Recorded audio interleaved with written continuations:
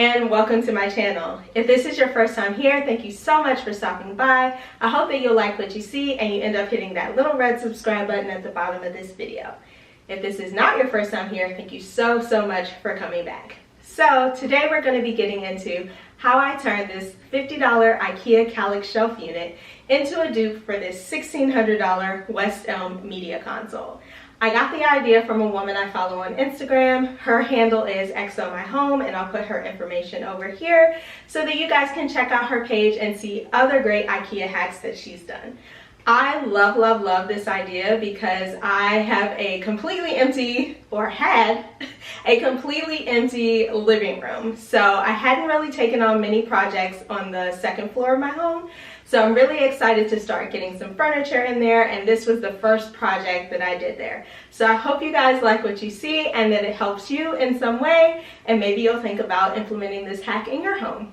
So let's check it out. To complete this project, you're gonna need a miter saw, clamps, a drill, wooden dowels or fluted panels, sandpaper, caulk, liquid nails, a caulk gun, whatever hardware you desire, including legs and handlebars, and rub and buff or spray paint.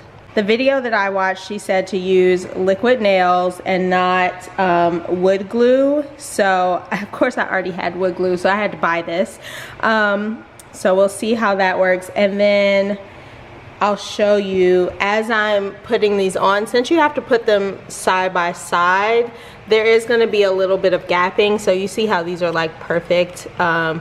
There's going to be a little bit of gapping. So I also picked up some caulk to put in between each of the units once they're secured to the front of the door. Okay, so the first thing I'm going to do is remove all the doors, and I'm going to measure and cut the fluting. So each door uses about 4 of the 13-inch sections.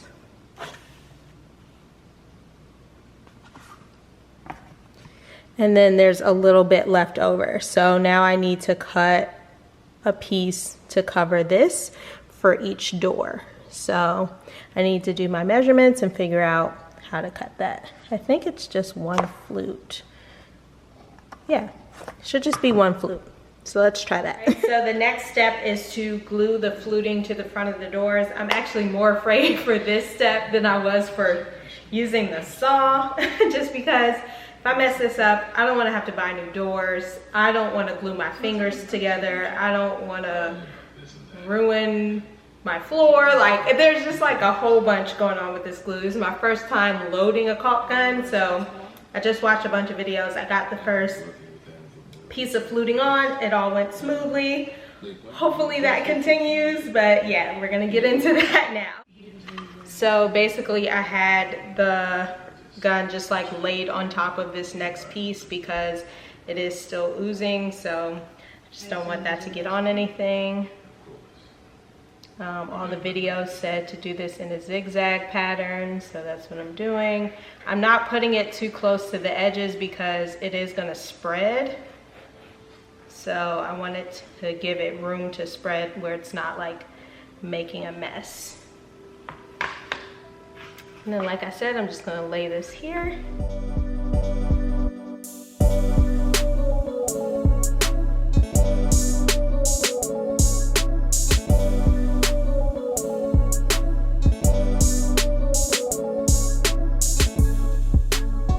Plan is just to be very careful and go very slowly.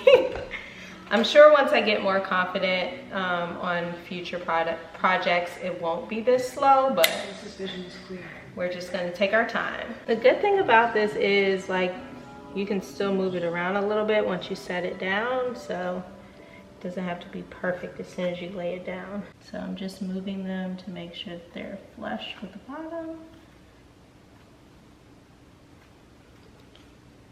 Even with each other. After you've let the adhesive dry for about 24 hours, you're going to want to add some caulk to the middle of each of the 4 sections. So this will give the door a more seamless look rather than having that gap in between each section. Now I had already added the hardware to the doors, but you might want to do this step before that.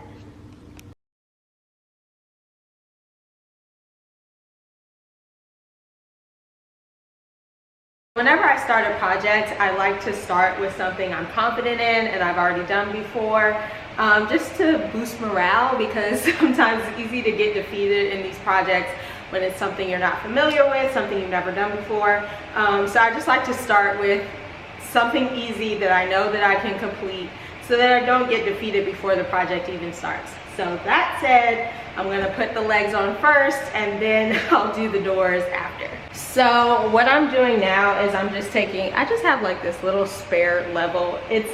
You don't need a level, you just need something that you can use so that the distance between the edge of the unit and the legs will be the same all the way around. So I'm just using this because it's a cube and it's easy to mark. And the reason I'm doing this is because the video I watched, and I keep referring to it, it's from XO My Home on Instagram. I'll put her Instagram over here. That's where I got the inspo for this from. But she put her legs on and then she discovered when she flipped the unit over that you could see like the metal plate. And so to avoid that, she just moved the legs back a little. So that's what I'm doing. Okay, so there's already a little ledge here. So I'm going to put the leg up against that ledge. But from the top, there's nothing like that to use to make sure it's even all the way around. So I'm just going to use this little level and make a mark. And that's where, can you see that? Yes. And that's where I'm going to install the leg. So I'm just going to make that same mark all the way around, and that way I know that the legs will be an equal distance away from the edge of the unit all the way around. So now I'm just going to go around. I've marked where each of the holes is. Now I'm just going in and tapping a little hole so that when I go to drill the nail in, it has something to latch on to.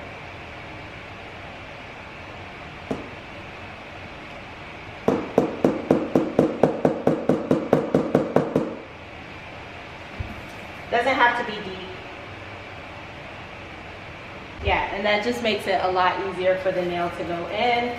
Otherwise, it'll be skidding along this surface, especially because this is like not soft. It's there's like a lacquer on it, and that just makes it really difficult for the nail to grip. So when you do that little hole, it makes it a lot easier.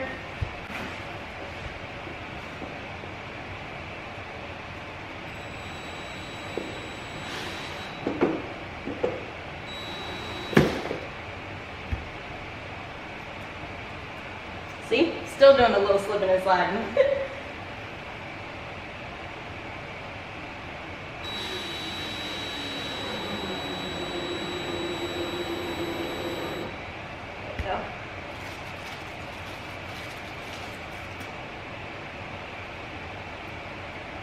So this handle was really easy to install. These doors are 13 inches across, and I just made a mark at 5 inches, which would make this handle sit in the center of the door. And the way that this handle is made, this is the front of it. You hang the handle over the door, and the back is where you will screw.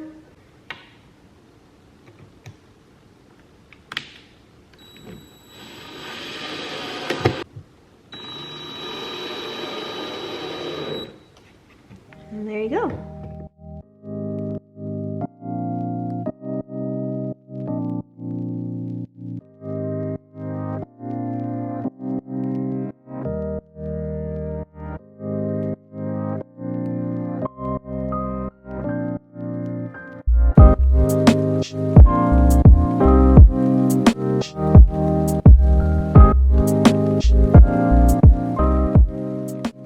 Okay, so now I can share with you guys what absolutely infuriated me about this project. So, as you can see, these dowels on the end are a little different from all of the rest, and that is because I don't have a chop saw. So I was unable to cut the panels into the right size to fill the gaps on the end. So if you have a chop saw, you're not gonna run into this problem at all. You'll just cut your piece to fit the gaps on the end. I tried everything. I went to Lowe's to see if they could cut the panels for me, but their wood cutting machine is way too big and would basically break the panel. I bought wooden dowels and cut them to size and bought white matte spray paint, but obviously it doesn't match. So all that means is that you guys are going to get another video on how I paint this Kallax unit. So IKEA furniture is very interesting to paint, so I'm gonna show you some tips and tricks on how to make it look good. So that will be in the video coming up. But yeah, I haven't even glued these dowels down. They're just kind of hanging out here for the purpose of the video. But this is what your finished product would look like, a little more seamless if you have the proper tools to cut that final panel.